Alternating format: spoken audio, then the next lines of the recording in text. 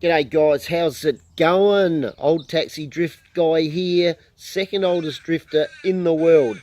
Welcome to vlog number 1. I'm sitting in the backyard here at Tailem Bend. We've got the mighty Mo River behind me. We'll do a bit of a pan around and show you the view out there, just out over Jervois and the Adelaide Hills. Back out here in front of me, about 4 minutes, 35 seconds away, we've got the new Bend drift track about to open in the next few weeks or so. They've already had it open for go-karts and stuff like that, but there's been no drift cars on it yet, but that's about to change real soon. They've got a comp in November, so it should be opening soon for a few practices. So the point of this vlog, I've gone and bought myself a drift car. I did have one years ago, but gone and got another one, and just want to get out there and film a bit of my progress, my non-progress, not just me. I want to do a few events, cover other drifters, maybe some interviews, and just generally cover SA drifting, and probably more have a bit of a fun, have a bit of a laugh, and probably just go and generally watch me go out there and make a complete dick out of myself. So a bit about me, 57 years of age, been into motorsport all my life. I had a bit of a gap there in the middle when I was younger, racing solo speedway bikes over in England, following my son around when he was racing over in England. But about 6 years ago I was watching them drift out at the track there, and I thought, we need one of them. So midlife crisis, went and bought myself an S14. I'll put that up here somewhere, and did that for a couple of years. It was okay, nothing brilliant, got good, just good enough so I didn't look a complete idiot out there. Well, half the time I didn't look a complete idiot. When the track shut out there, I decided to sell up, but I still had the Motorsports bug in me, so I went and bought a speedway car, got a wingless Sprint, which is that one there, raced that for a couple of years. Then I went and got a Model I, crazy little car, and raced that one for a couple of years. With the new track opening up here, I decided to sell those and get back into drifting. Just enjoy the drifting. Speedway, you need someone else there with you in the pits, helping you out and telling you how to reverse out so you don't hit other cars, all that sort of stuff. With what I like about drifting, I can just rock up there by myself. I don't need any mates for that with me. Most of my mates are probably playing lawn bowls anyway. So it's good just to be able to rock up, have some fun. I can do everything myself. If the car breaks down, I load it up and we come home. I did do a little bit of drifting back then. I went over to Abusu, I think that's how you call it, over in Japan. Went over there for a week and had a Safari, that one up there, and learned a lot over there. I had blokes like Tom Monkhouse over there, Christian Pickering, Chris de Jager, so a lot of the top Aussie drivers back then over there, and learned heaps out of them. So we're back in action now. I bought a Cephei. It's got an RB25 in it. We'll go through that in a minute. You're probably thinking, what's the bloody taxi sign for? The taxi sign is just mainly to make me look a complete idiot out there. Don't want anyone missing me, but I have been a cab driver for the last 20 years, and I've been a taxi trainer for the last 7 or 8 years. So yeah, it's all my bloody fault training them. So that's the reason for the taxi. This one is not a taxi yet, but in the next month or two I'm going to have that like a New York cab. It's going to be yellow with the black and white checkered stripe down the side and the taxi sign on the roof. Again, mainly so everyone knows how big of an idiot I am out there, and they can see all my mistakes and stuff. So, but mainly a bit of fun, get out there, have a bit of a laugh with it all. So we'll cover all the progress of painting it and getting the car done up, and just go through everything that happens with my attempt at drifting. Okay, so here's the Cephei, guys. Back bar started coming off on the way back on the freeway today, so I've took that off, and front bar is in the shed. I've got a couple of spare front bars on it. Bit about the car. It's the ex-Chris de Jager one, so it's got a bit done to it. It's supposed to put out about 320 kilowatts. I'm a bit dumb when it comes to all this stuff, but it's got all different arms and that, and the suspension at the back. It's got a external fuel pump and a different fuel cell in the boot. Batteries in the back. It's got a half cage in it. Filled up with shit at the moment since I've come back. This is actually still loaded from Malala last week, and the week before I went to JDMX Park, which is going to be the next video out.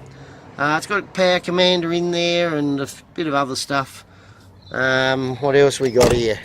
Runs 18s on the back, and we've got on the front 17s, I think they are. Steering, it's got the good U-Butte Stewie Bryant steering in there. Steering arms, I don't know if you can see all that in there. A Costal. When I drove it up at JDMX Park, it was bloody brilliant. Car ran pretty good up there, but then last week I went to Malala. Don't know whether it's because I was in 3rd and 4th gear, but it just started missing at above about 5,500 revs. So we are hoping it's just the coil pack, so I've ordered some more of those. I couldn't get it into a dyno to get it checked, so I'm taking the gamble.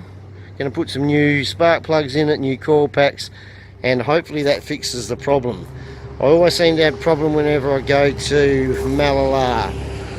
Been there twice when I had the S14. Once I did a clutch, and the other time it was pissing down with rain. And last Saturday night, with the car playing up, I looked like a complete idiot out there. So hopefully we fix the problems, and then we're going to get there and master Malala. I'm not going to give up until I get it sorted. So that's the car. We'll go into a bit more in depth with it in future, and especially when we start painting it up nice and yellow to make it look like a taxi. Okay guys, so I'm not here just to cover my drifting and stuff out in the track. I'm going to help out the new drifters with a few little tips on the side. So people new to the drift scene, and the first thing you've got to do is you've got to get the look right. You've got to look like you're in the drift crowd. First thing is your hat. Back in my day, we'd have the hat, and we'd have the curved hat. If it was a bit flat, we'd bend it down, get it curved. I still reckon that looks the best. But if you want to be in the drifting scene, and any young guy these days, you've got to have the flat cap. So flat on the front. Look at that. I just look like a complete fucking dickhead. So, but that's what you've got to have. And if it's got one of those little stickers on it, you leave that on there. I found out the hard way, thought I was helping out a mate's kid. Took his hat off, saw the stickers on, I ripped it off. Bloody little kid went off at me. So now that I know that, I like to go one further. I like to leave all the pricing tags and everything and the labels on the back, just to look really cool. So that's your option there. But I've just think in the next 4 or 5 years, there's probably going to be the other way. We've gone the curved hat, we've gone the flat cap. I think we're going to have this one here where it's actually curved on the outside. I call that the opposite curve. And I'm pretty sure in the next 4 or 5 years, that's what you're going to see everywhere. You saw it here first. So let's get back to, so that you don't look like an idiot when you turn up at a drift show, you go into an event, even any car event, you've got to be looking right. So we get the cap on, that's what we need. Get that right. Now, the next bit you need is the beard. Now, I can't grow a beard, so I've managed to get one here. I've got it off of eBay, only $4.50, so pretty cheap. I've had to trim it a bit. You want to try and get it so you look a bit like Ned Kelly. So this is what I've done. I think this one looks pretty good at the moment. So you need to have that beard and just trim it, maybe a little bit shorter. Just get the scissors out and you can just trim it around there. So just so you can see how that's looking. And you put the hat on there, and now you're starting to look the part. This is what you need to be looking like when you're walking around in the pits or in there checking all the cars out. One thing missing, what is it? The glasses. Even if you don't need glasses, just get some black rim sunglasses, pop the bloody lenses out of them and just put them on, and there you go. That is what someone in a drift scene looks like. So not everyone, but probably 50% of them, this is the look. So if you just want to rock up, get the hair down my fucking throat. If you just want to rock up at an event for your first time and you want to look part of the scene, just do what I've done and you're going to be okay.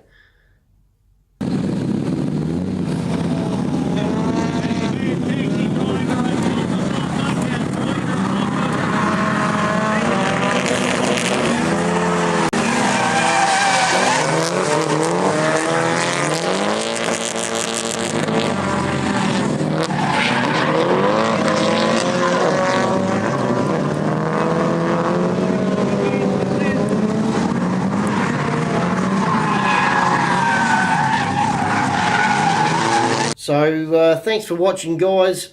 If you half like this, press the subscribe button, press that little bell, that gives you notifications. Leave some comments if you've got any questions you want to know. If you want to abuse me, anything, leave some comments. I'll get back to you. Next vlog is going to be at JDMX Park. Went there about 2 weeks ago now. So that video should be coming up fairly soon, the next 4 or 5 days. Great place. James Dean Martle's track. Get up there. If you haven't been there and you want to go drifting, get up there. It's a great little track.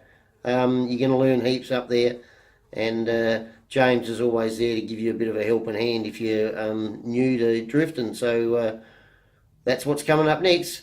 Thanks for watching, guys. Catch you guys later. See ya.